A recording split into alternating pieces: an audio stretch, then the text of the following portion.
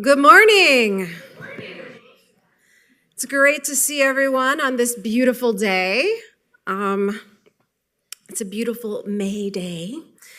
My name is Dr. Kimberly McQuarrie, and I am the Director of Education and the co-director of the Innovation Labs here at the Dali Museum. And one of the best things that I get to do every month is introduce the speaker for our Coffee with the Curator lecture series. And today, I'm especially pleased to introduce our special guest, Professor Emerita of German from Eastern Michigan University, Dr. Margrit Zingler. In honor of the month of May, a time often explored in fairy tales. In my previous life, I was a professor of medieval literature, and almost all medieval stories start on a beautiful day, especially the ones that were written in England because that's such a novelty. A beautiful day, and so it's going to be especially nice to have her exploring the theme of fairy tales here with us today. She's specifically going to explore the connection between literary fairy tales, art, and the art of Salvador Dalí. But before our talk, we always want to give a couple of really special thank yous. And one, of course, is to the city of St. Petersburg for their support of this and other Dali Museum programs, as well as their support for community arts across our city. And of course, a very special thank you to our members, because without you, programs like this simply are not possible. And if you enjoy this lecture, as I know you will, be sure to check out our other programming on our website, calendar of events, thedali.org for more information. And of course, you can follow us on Facebook. And we also have a complete listing of events on Facebook. Upcoming this week, we have tomorrow the final poetry at the Dali for the season. Our season runs September through May, although we may bring an open mic over the summer. So if you're really interested in sharing your own voice in poetry, keep your eye out for our open mic later this summer. On Sunday, in addition to Mother's Day, it is also Dali's birthday. So you can enjoy a really fun celebration here at the museum on Sunday, and there's special pricing. There'll be special treats. Did I say cupcakes? Cookies, fun stuff, balloons. It'll be a good time to be had by all. Next week, we're going to have our Surreal Nights at the Dali. So if you enjoy viewing art with a little bit of a different ambiance, you can come and join us, where we will have a DJ performing, and you can hear that throughout the museum, including the gallery, a specialty drink, and always a fun activity and collaboration. On Monday, we're going to have a very special lecture, and you'll notice the time, 3 p.m., because we are being joined by a professor who is in town, coincidentally, for a conference of professionals who study vision science. And he's going to be giving a special lecture here on using illusions to understand the visual brain. On the 20th, we are going to be joined by the director, producer, and actor, as well as a couple of key collaborators on a off-Broadway play, Dali's Dream, where they created a film version of the play. And they won several awards for their production. And in addition to being able to watch the film of the play production, you'll be able to interact and ask questions of the film's creators and collaborators. And then at the end of the month, I'm super excited to have our first event in conjunction with our upcoming exhibition, Outside In, Murals Inspired by Dali. We're going to have a performance. It's going to be a reading of a dramatic work about Keith Haring. And then we're going to do a panel discussion, and that is The Radiant Child. So be sure to join us for that. And of course, if it's more your jam, at select nights in May, you can also check out our Dome Nights featuring Pink Floyd, The Dark Side of the Moon immersive show. And I'd be remiss if I didn't hype you to come join us on May 24th, which is the opening day of Outside In, New Murals Inspired by Dali. And for those of you who aren't familiar with what we're planning to do, you know the Dali is always pushing boundaries and wanting to always do more and more interesting work. So we have actually invited 12 of the best muralists worldwide to come in and paint on the walls in the special exhibition space. So we're literally bringing the outside in to the museum and exploring the permeability of those boundaries. What does it mean to be public art versus private art? What does it mean to be outside versus inside? So it's going to be a really fascinating show. Be sure to check it out. And you can get an overview of that new show in next month's Coffee with the Curator, which is going to be delivered by my colleague Allison McCarthy, who is the curator of the exhibition Outside In, New Murals Inspired by Dali. So come back and join us on June 4th for that talk. Now, it is my immense pleasure to introduce our guest speaker for today, Dr. Margrit Zingler. Margrit Zingler is Professor Emerita from Eastern Michigan University. She's a native of German-speaking Switzerland, studied at Zurich University, and eventually moved with her family to the US. She earned her PhD in German literature at the University of Minnesota, Minneapolis. She used the Brothers Grimm fairy tales as tools to teach German language courses based on the books she wrote, German grammar through the magic of the Brothers Grimm fairy tales, and Phonogrimm, German phonetics through the magic of the Brothers Grimm fairy tales. She additionally specialized in Swiss studies, German culture and civilization, and German for professional purposes. She published 5 books, numerous articles, and most recently also short stories and poems. She's the recipient of several awards, most noteworthy a research award by the Swiss National Science Foundation to conduct research for her book, Swiss Made, The Untold Story of Women's Contributions to Switzerland's Success. She is the initiator of the nonprofit Brothers Grimm Society of North America, which was incorporated in Florida in 2021. And she currently serves as the president of that organization. Please join me in giving a warm welcome to Dr. Margrit Zingler.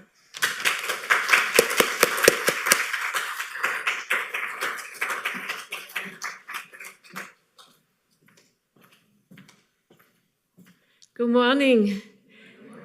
Thank you very much, Dr. Kim Caruso, for this great introduction. And for you, for coming to my talk about Dali and fairy tales. So you probably know a lot about Dali, his imaginations, his art, his paintings. But what do you know about fairy tales? What do you know about the Grimm's fairy tales? Well, I will be speaking first before I do a PowerPoint presentation about my research on Dali and fairy tales. And then you will see this only, and then later we do the PowerPoint presentation. So before I talk about fairy tales, and specifically about the brothers Wilhelm and Jacob Grimm's fairy tales, a collection of 200 stories, and Dali's connection and interpretation of fairy tales, and how, in a way, every single painting and illustration of Dali tells a story, a fantastic story, a surreal story, a fairy tale. Let me give you a brief account who I am and how I was growing up in Switzerland with the Grimm fairy tales. So, as you already heard, we came over here. I came with my family, with 2 small children and 2 guinea pigs, to Minneapolis, with my husband, who was hired for a position in Minneapolis in the computer industry in the 70s and 80s. And eventually I did my PhD at the University of Minnesota. And most of my students hated grammar, but they loved fairy tales, and they loved the Grimm fairy tales because every single German textbook already in high school had Grimm's fairy tales in there. So I thought, about how could I bring them together, grammar and Grimm. In German, the word is Grammatik, and so I had the idea about Grammatik, the German grammar through the magic of the Brothers Grimm fairy tales. And I went to Germany to the Grimm archives, and I started my research. As a child, we four children grew up with the Grimm's fairy tales, and we loved especially The Wolf and the Seven Goats. Do you know that one? No, yeah. There are 200 Grimm fairy tales. And what you know mostly is about the retelling of Walt Disney of the Grimm fairy tales. You probably know some of the films, Snow White and the Seven Dwarfs, 1937, Cinderella, 1950, and Sleeping Beauty, 1959. You probably know Rapunzel. Do you know Hansel and Gretel? Yes, and there is even an opera, Hansel and Gretel, and it was performed in Tampa last May. It is an opera by Engelbert Humperdinck. Yeah, you missed it. And there are some other great art pieces. The Grimm fairy tales have influenced every single genre of the art, literature, paintings, sculptures, and they also, fairy tales have influenced Dali.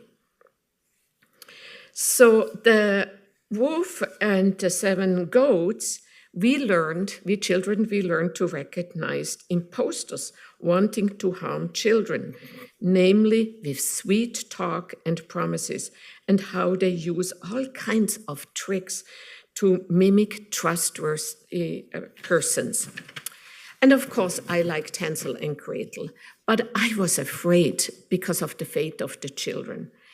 But then, however, from being a little girl dependent on her brother, Gretel took destiny into her hands, was clever and tricked the evil witch.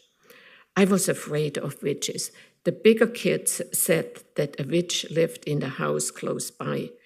They played pranks on her, and then she appeared at the window, cursing the children. She indeed looked like a mean witch. Witches reoccur and again in Dali's art. From early childhood sketches to the end of his life, he drew and painted witches. We loved the Bremen town musician. Do you know the Bremen town musicians? For mistreated old animals, a dog, a donkey, a cat, and a rooster, were chased away by their owners. They teamed up, and they were in a dusty road, and they said, "Oh, let's go to Bremen and become musicians." But on their way, they met robbers, but they beat robbers because of their tricks, and they chased them out of their house. And now they lived happily ever after in the house of the robbers. So the Bremen town musicians. And we also loved The Giant and the Tailor. And I learned that even a whimsical little tailor can outsmart a big giant. So, how are fairy tales defined?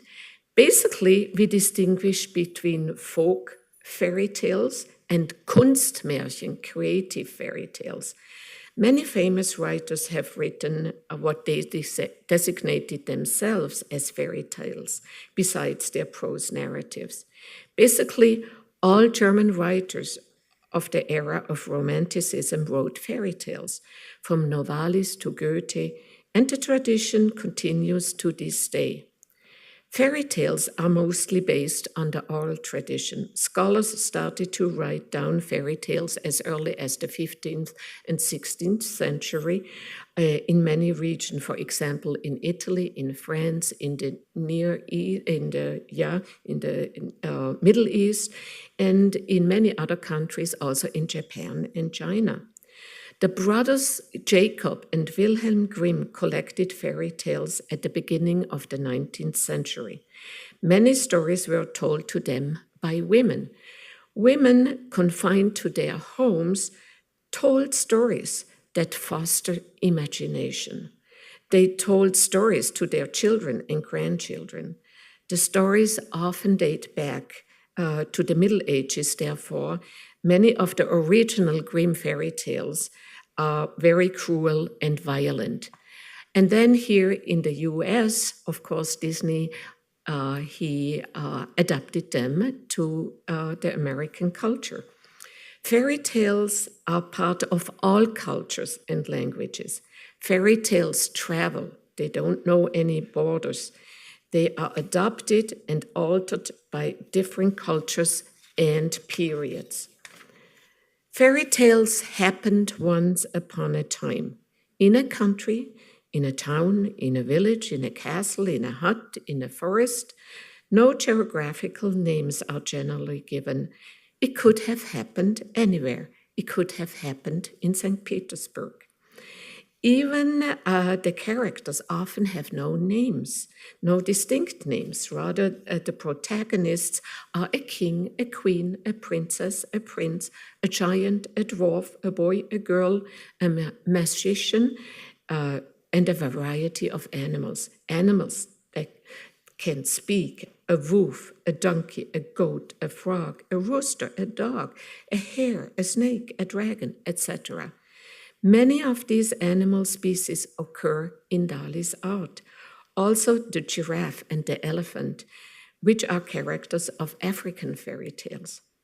So sometimes the profession of a character is mentioned to signify the personality. For example, a tailor, a miller, an innkeeper, a peasant, or dubious characters such as a witch, a sorcerer, an imp, a robber, etc. Certain objects play an important role. Bread, jewelry, especially a ring and necklace, bones, coins, gold, a flower, a bag, a pot, etc. Objects can have magical powers.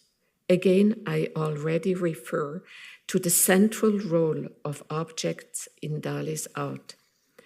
Specific motives occur again and again, seeking the truth or seeking a vanished friend or a family member, going on an adventurous journey, miraculous transformations, being on a quest to earn a bride or redemption. And almost all fairy tales have distinct opposites, such as good and bad, rich and poor, small and big, young and old, healthy and sick, clever and dumb, white and black, hunger and gluttony, etc., are key elements of the narrative. Fairy tale characters are challenged. They face a predicament. They must solve problems, often 3 times in a row, with the help of magical powers, until they can advance or they are doomed. Numbers reoccur in most fairy tales, such as 3, 7, or 12, as well as magic words and phrases. Fairy tales convey justice and show injustice. They are positive and negative rewards for certain behaviors. Not all fairy tales have a happy ending. A fairy tale is structured logically, mostly in a linear fashion, but magical things happen. And truly surrealistic scenes are described. The original or retold narrative of fairy tales reflects the social context and the historical context. So the brothers, Jacob, he was born in 1785 and then he lived until 1963, and his brother, just a year younger, and he lived until 1859, they collected German folk tales, and they wrote them down. And they first published the first volume in 1812, the Kinder- und Hausmärchen, the children's and household tales. Actually, they were not meant for children, but it was an annotated anthology of folk tales. In the foreword, they explain their methodology and the origins of the tales. Eventually, 6 more editions were published during their lifetime, eventually containing 200 fairy tales, each more suitable now for children with no sexual connotation and less violence. And Jacob, he is the grammarian. He was the scientist, and Wilhelm was more the writer. Wilhelm wrote the stories more or less now more suited for children. Wilhelm married the girl from next door. She lived in a pharmacy, and she told many stories to Wilhelm. And eventually they got married. And Jacob moved in with them. He never got married. They lived like twins. They were working on a lot of projects. They became professor in Kassel. They were involved in politics. Jacob was a representative in the first parliament in Germany, where they wanted to become. Germany was kingdoms and principalities all around the country. So there was this move towards a national German state. And eventually the brothers, they were also signing a pamphlet in the state of Hessen, where they lived in Kassel. And they were ousted from their professorship, but luckily they could get a professorship in Berlin. And they stayed there for the rest of their lives, both of them. The first English translation was published in 1823, and it was translated by Edgar Taylor and illustrated by George Cruikshank. And illustrating Grimm's tales was thus also introduced in Germany. Ludwig Emil Grimm, he was the painter brother of Jacob and Wilhelm. He created many illustrations for the tales, and a myriad of artists ever since. The first American edition was published in Boston in 1826, so the 200th anniversary is coming up in a year. The Grimm's fairy tales are translated into over 160 languages, because in the 19th century there was no copyright. And as you know, the stories traveled to the other countries. And they were also introduced to the UNESCO World Heritage Center in 2005. The first Spanish edition was translated by José María Bartrina in 1862 under the title Cuentos de los Hermanos Grimm. Fairy tales have influenced all genres of the arts, as I already mentioned. So Salvador Dalí, he illustrated Alice's Adventure in Wonderland by Lewis Carroll in 1969, and the book was republished in 2017. He illustrated fairy tales by Hans Christian Andersen and Japanese fairy tales. He created 10 signed and numbered illustrations of Japanese fairy tales, such as Yuko The Peach Boy, and Shugoye in 1974. Dali did numerous drawings and paintings with figures of witches, as already mentioned, Les Bruix, done in Cubist fashion, or Sadhana of the Witches, 1918, that is housed here in the museum. And Dali's Catalonian childhood friend, the writer Carles Fages de Climent, asked Dali to illustrate his book, The Witches of Illire. Morse refers to Dali illustrating Faust for the publisher Archillet. In 1970, Dali made a drawing of Goethe's Walpurgisnacht from Faust, the scene with dancing witches. As you know, Dali illustrated many literary works such as Don Quixote by Cervantes, the Decameron, Giovanni Boccaccio, and Ovid's L'Art d'Aimer, published in Paris in 1971. Dali's fairy tale illustrations of the 60s and 70s, that is later in his life, are whimsical, but often also dense and colorful and very minimal, sometimes like a brush of a fairy in the air. He illustrated the Jerusalem Bible, and he got his inspiration from biblical stories and fascination with religion, Catholic rituals, and redemption, which he found in his wife Gela. Gela signifies a saint, a queen, the princess, the maiden, the wizard, the food of life, a true and realistic fairy who brought magic to be lived by. Every painting, every illustration, every drawing by Dali tells a story, a fantastic story, with motifs from myths, legends, fables, and fairy tales, and the artist's exuberant imagination.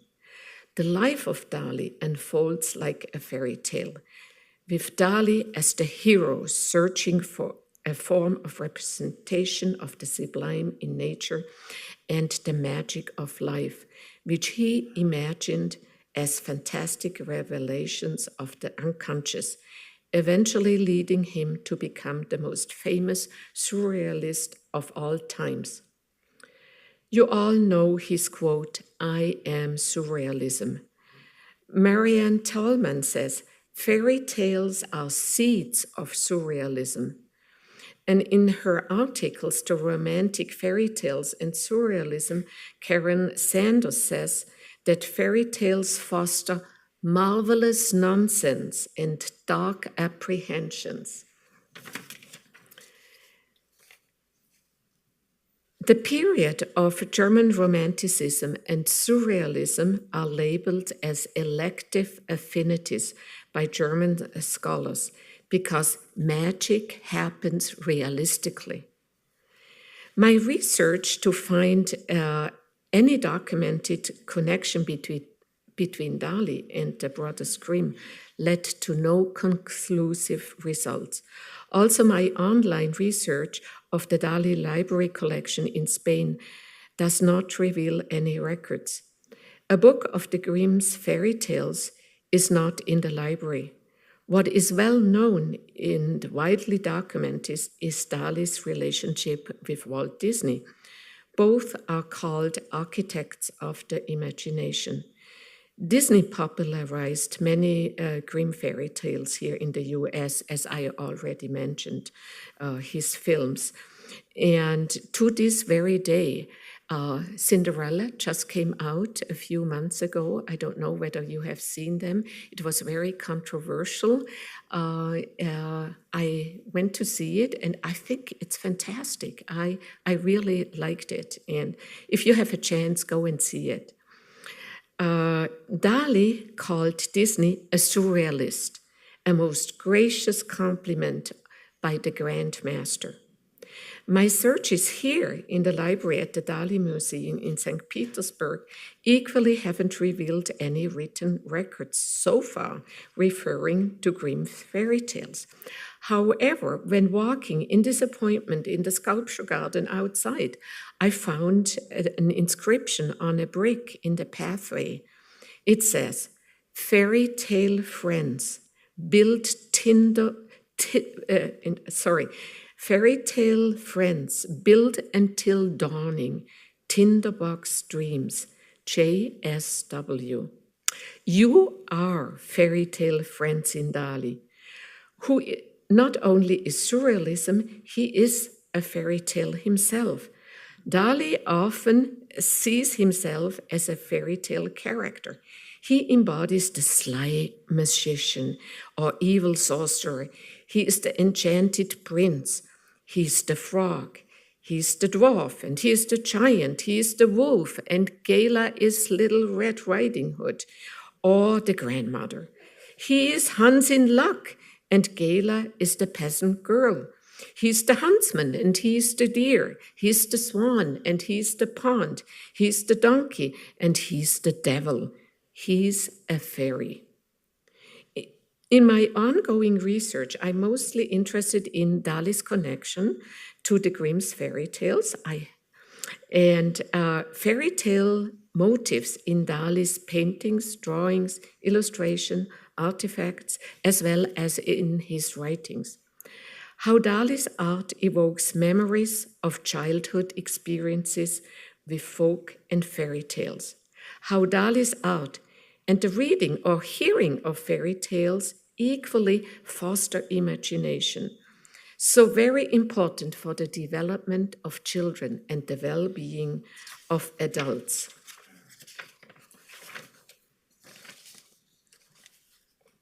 Before I conclude, I'd like you to think about your favorite painting or illustration by Dali. Do you feel that he probably wanted to tell you, the viewer, a story, a fairy tale? Could you tell a story, a fairy tale, your very own fairy tale, by describing the content of your favorite Dali artwork? So my conclusion, I assume that Dali knew Il Cuentos de Hermanos Grimm and the French translation Les Contes des Frères Grimm. These books are not in the collection of the library at the Dali Center in Spain, but other fairy tale books are. Not all his books found their way into the present library, I was told by the librarian of the center. I assume that Dali knew some of the Grimm's fairy tales, also because he collaborated with Walt Disney during the years 1939 to 1945 when Dali was here in the US. As the scenes and objects in fairy tales are narrated highly realistic, and the description are also highly realistic, many of the paintings by Dali are photographically realistic. In both art forms, objects are sharply and crystal clearly depicted, yet the things, the objects convey the unimaginable, the magical, the surrealistic. Imagination is needed to comprehend. In every work of art, Dali always resorted to fantasy to express himself. Reading or hearing fairy tales, you must employ your imagination. Fairy tales foster imagination, as Dali's art forces you to use your imagination to grasp understanding or perhaps also a meaning. What does Dali's art mean? What do fairy tales mean? What does surrealism mean? Before I start with my PowerPoint presentation, I'd like you now to think about the fairy tales you know. Did someone read fairy tales to you when you were young? Did you have fairy tale books? Did you watch films of the various adaptations of fairy tales by Walt Disney? Do you know about real-life fairy tales?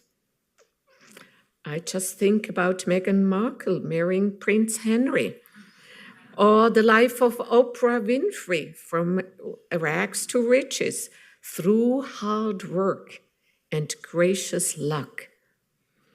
Lotte Reininger, she was born in 1899 and she lived until 1981, so she was a contemporary of Dali, was a German pioneer filmmaker who created the first feature-length animated movie, The Adventures of Prince Ahmed, in 1926.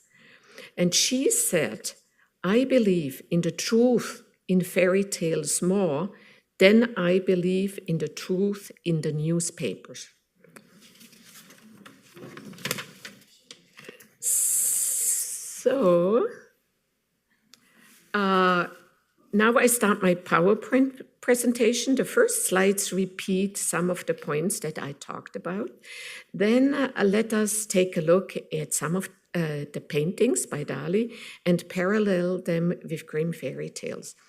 I categorize the Grimm stories as one, folk tales or moralistic, with a moralistic message. Second, fantastic fairy tales. Third, cruel fairy tales with magic symbols, for example, an egg. And four, funny, surrealistic fairy tales. And, oops, that was backwards. I have to go this way. Sorry about that. Here we have two castles that you probably know. The one in Barcelona and the one outside here. So what are literary fairy tales? Again, they are short folk stories from the oral tradition, often with a magical or fantastic content. No specific time is given. It happened once upon a time. Generally, no specific location, in a town, in a village, in a forest, on the mountain, in a castle, in a house, in a hut, and no specific names, or very seldom. A peasant, a hunter, a king, and so on, a witch, a magician, and often also a mother, a stepmother, a stepfather, a bride, a tailor, the devil, and God. And devil and God, they also appear in Dali's art. Many animal characters can speak, and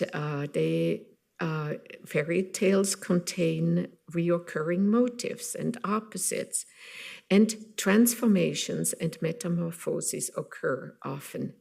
And again, and this is bold, animated objects and magical objects. So here are some of the repetition, again, elements of motifs of fairy tales, the numbers, and then problems must be solved, that there is reward and punishment, help or condemnation from animals or fantastic creatures or objects. Help, and then something magical happens or surreal happens, cruel acts and torture, terror and horror, justice and injustice, morals and rules, doing and creating the imaginary. And here is a painting by Dali, and I ask you, do you see any fairy tale motifs? Do you see anything that reminds you of a fairy tale? Certainly you do if you look closer. And the haunted house there, for sure. Fairy tales foster imagination. Here is a painting by Dali, Santa with Drawers, in 1948. Santa is the most beloved American fairy tale figure, I think. The jolly American Santa was not known in Europe. So here we have the boy Dali standing in front of the giant, jolly American Santa with drawers. So here Dali's illustration of fairy tales by Hans Christian Andersen, The Ugly Duckling, and The Red Shoes. And you see how colorful, how dense it is, how very fairy tale-like and whimsical. Here, Dali's illustration of Japanese fairy tales. This one on the left is Hagomoro, or the robe of feathers.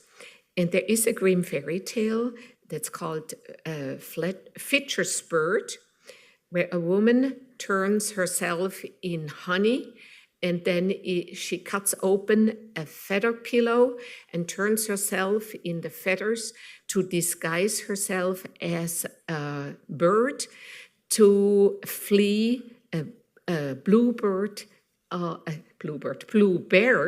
character who wanted to murder her and who murdered her sister, but she outsmarted him. And Feature Spirit is a very cruel story. I wouldn't tell that story to children. But here you see the illustration by a contemporary German illustrator for Feature Spirit. And I see, did he know Dali's painting? I see very similar positioning of these feathered women. Here, Grimm, the Wolf and the Seven Goats. One of my most favorite fairy tales when I was a child, because Mom and Grandma would tell us the story. The illustration is by Hermann Vogel.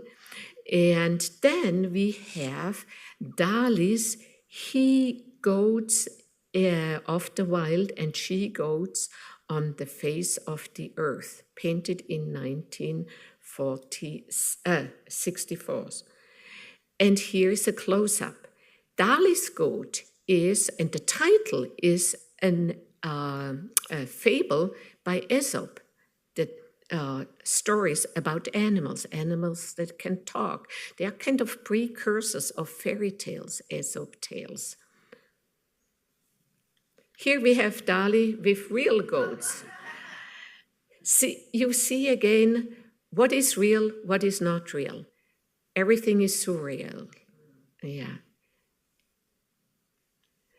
And then here, a Grimm fairy tale, The Old Man and His Grandson, on the left, an illustration, and Dali's The Three Ages, old age, youth, middle ages, and a very young child.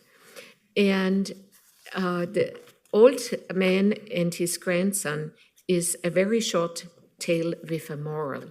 It's a folk tale, and I always did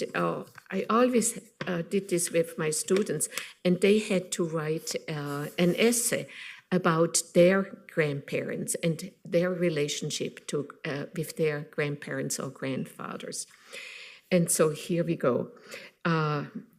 There was once a very old man whose eyes have become dim, his ears dull of hearing, his knees trembled, and when he sat at the table, he could hardly hold the spoon, and spilled the broth upon the tablecloth, or let it run out of his mouth.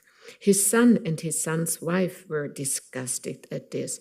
So the old grandfather at last had to sit in the corner behind the stove. And they gave him his food in an earthenware bowl, and not even enough. And he used to look towards the table with his eyes full of tears. Once, too, his trembling hands could not hold the bowl, and it fell to the ground and broke. The young wife scolded him, but he said nothing and only sighed. Then they bought him a wooden bowl for a few pennies, out of which he had to eat.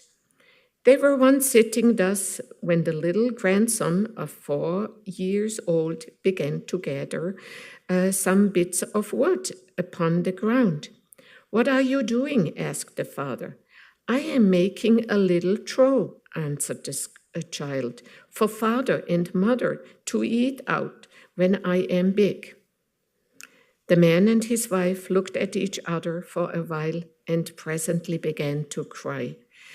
Then they took the old grandfather to the table and henceforth always let him eat with them, and likewise said nothing if he did spill a little of anything. So it's a wonderful story, very short. Most of the Grimm's fairy tales are very short, a page or 2 pages. And some of them are longer, like 10 pages. But most of them are very short. So that's the fairy tale with a moralistic message. There's a Grimm fairy tale, a very cruel one, The Girl Without Hands. And here we have Dali's, he was fascinated with the hand as an object. So body parts for him are objects, and objects became body parts. Dali here on the left, the hand is an object, and then the hand becomes an object, becomes even an apparatus, and the hand. So the Girl Without Hand, I don't tell you the whole story, but read it. It's about a miller who lost everything because he didn't live well, and he just had the mill left, and then the devil came and promised him big riches if the devil could have what's behind the mill. And Miller thought, oh, behind the mill, it's just an old apple tree. And he agreed with the devil that he would come back in 3 years to get what's behind the mill. But it just happened that his beautiful daughter was sweeping behind the mill. And of course, the devil wanted to have her. And he came back after 3 years, but the girl lived, it was a pious girl, and she lived without sin. She was very clean, and she made a circle of water around her, and she washed her hand, and the devil had no power over her because of the water. And so he came back again, and she again 3 times, and the 3rd time he said, to the miller, you have to cut off the hands of your daughter, otherwise I take you. And the miller became really frightened and told the girl. And the girl, she put her hands on the block, and he cut them off. And then she cried the whole night, tears on her stumps. And when the devil came, he could not take her because they were full of water. And so he had to leave. And the girl said, Father, I cannot live with you like this. And she bound her stumps on the back and wandered off. And she eventually came to a garden, beautiful garden at night. She was so hungry, she went in there, and there was a pear tree. And she ate a tree. She didn't eat the tree, she a pear. And the king found her, and he fell in love with her, married her, and she got silver hands prosthesis already then. So the story goes on and on and on, and eventually the king lost her. She was chased away with her son, and it was an adventurous story to find her again. The king was tricked by the devil because he wanted to have that girl, and he found her, and it was a very happy ending. So here, the egg and Brothers Grimm fairy tales and Dali's eggs. Again, the Aesop fable, the goose who laid golden eggs. Here, and you probably know, don't kill the goose that lays golden egg, a proverb, an English proverb. Golden eggs appear in many of the Grimm fairy tales. And there is also a golden goose, the golden bird, and for skillful brothers, there is a golden egg, and it becomes a symbol of virginity in Fitcher's bird that I have mentioned before. I hope you go read that story. Also, in a very surrealistic fairy tale, The Louse and the Flea, it starts thus. The louse and the flea kept house together, and they brewed beer in an eggshell. And here we have Dali's egg, the birth of a new person. Of course, the golden eggs all around, and Dali's fairy tales, fairy tale eggs, 6 eggs, one of his drawings, paintings on the left, and l'œuf sur le plat sans le plat, housed here in the museum. Perhaps you have seen it. The egg up on the roof, the eye in the egg. And here again, that's my thesis. Objects become body parts, and body parts are objects. Then a painting, The Sorcerer by Dali on the left, and The Sorcerer in Grimm's fairy tale Rapunzel. It's very similar here.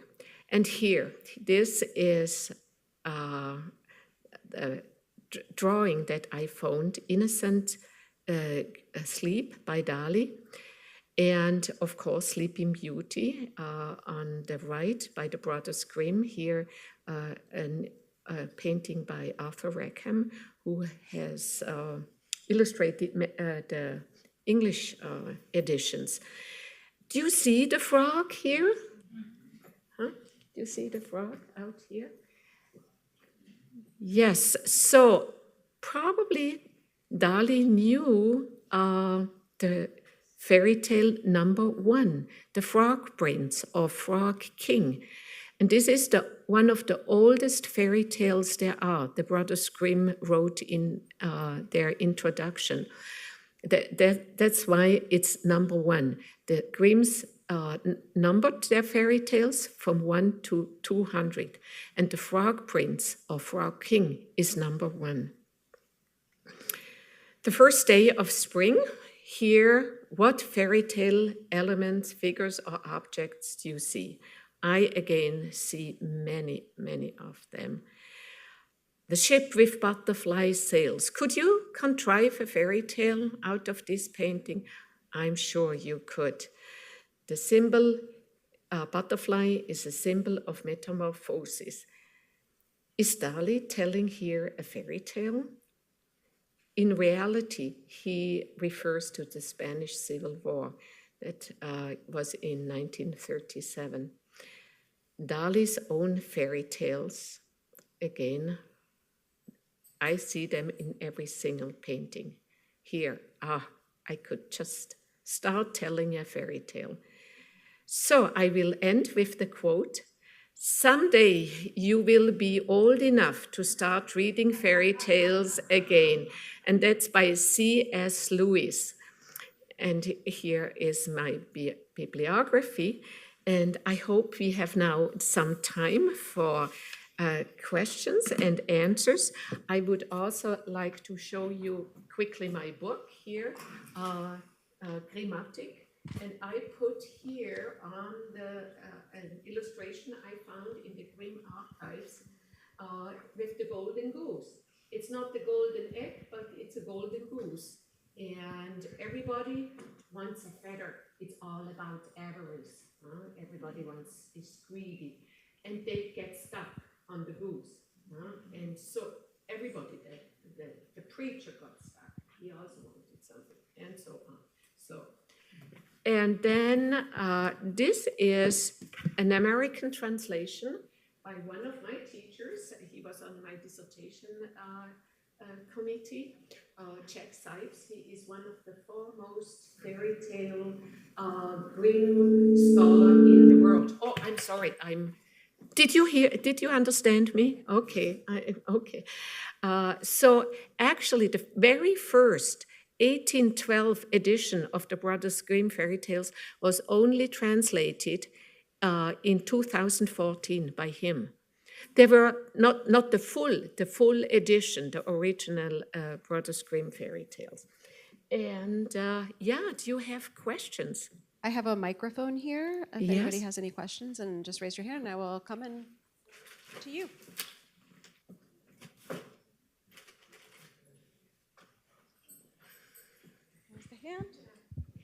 I was just wondering how you knew that Dali was influenced by Grimm and not the tales of Charles Perrault.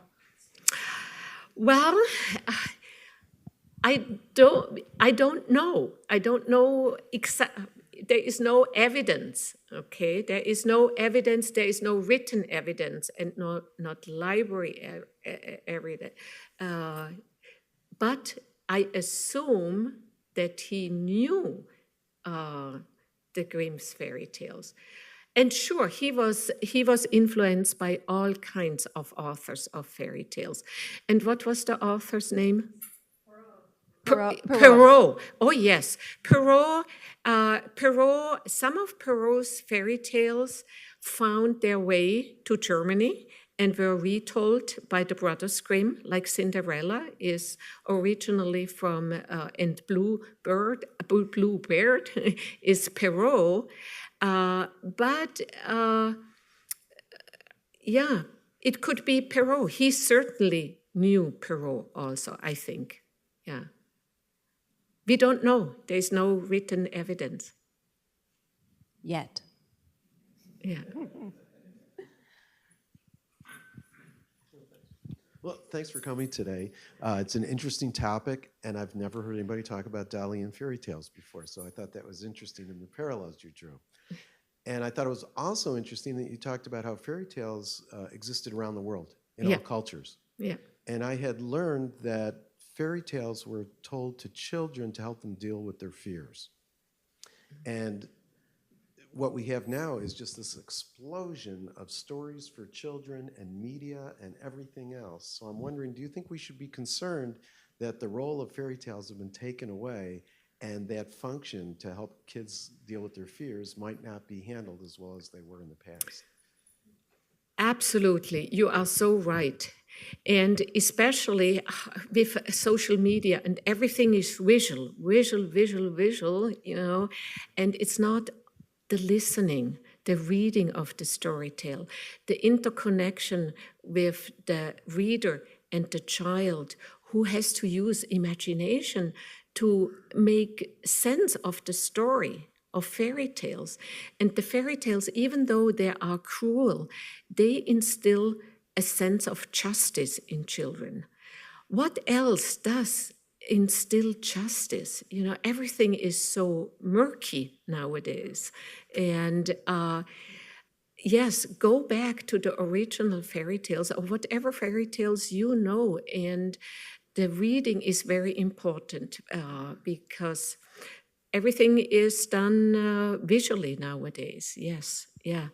Absolutely. Fairy tales are all over the world and in every culture. Just think also American natives and the indigenous people. And the oral tradition lives on. And some of them, these fairy tales have not been written down. And every parent can change the fairy tale according to their morale, you know, and what the child needs to hear. Or perhaps you have a child with that problem, so you can alter a little bit. Dr. Bernhard Lauer, who is the director of the Grimm Archives in Kassel, said to me, you can do with fairy tales whatever you want. Yeah, so.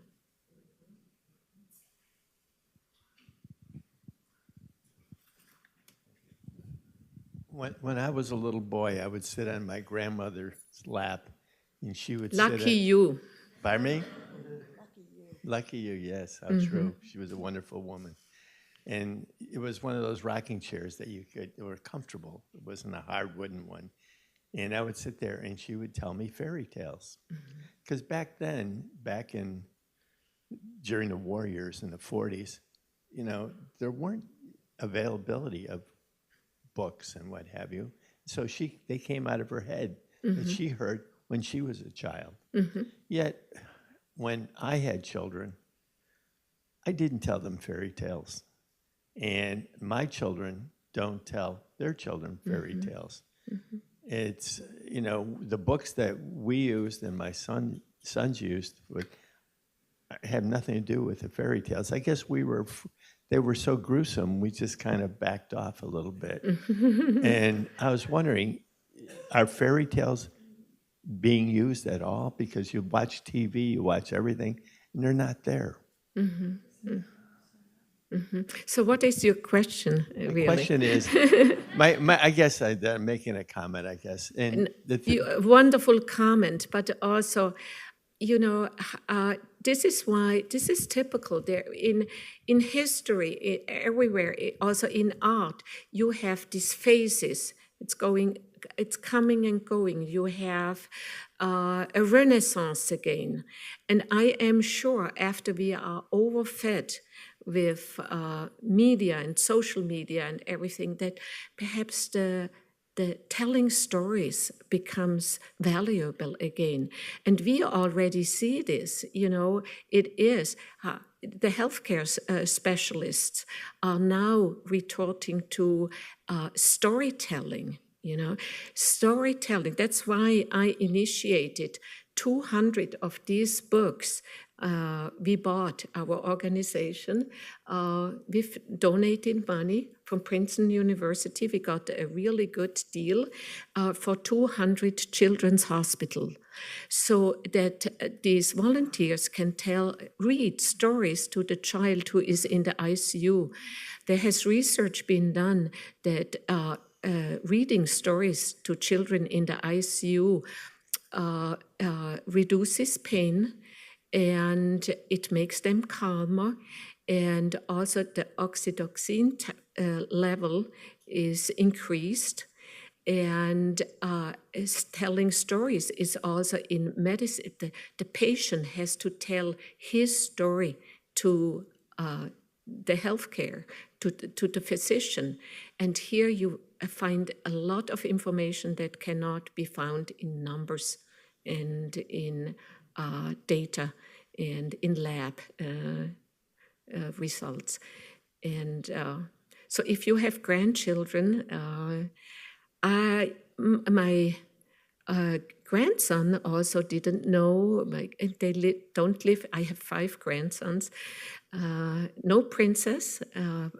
And by the way, we don't know in Europe, there is no princess culture and no mermaid culture. This is truly American for American girls. But I sent a book to them and to the mom, and then he told me, my mom is reading fairy tales to me at night when we before going to sleep. So I thought, it's wonderful, yes. Well, we are officially out of time, so I wanted to thank you once again.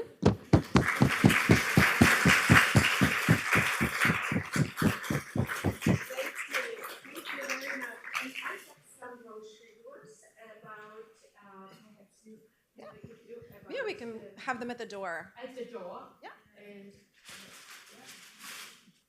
thank you. About the Bronze Spring Society of North America.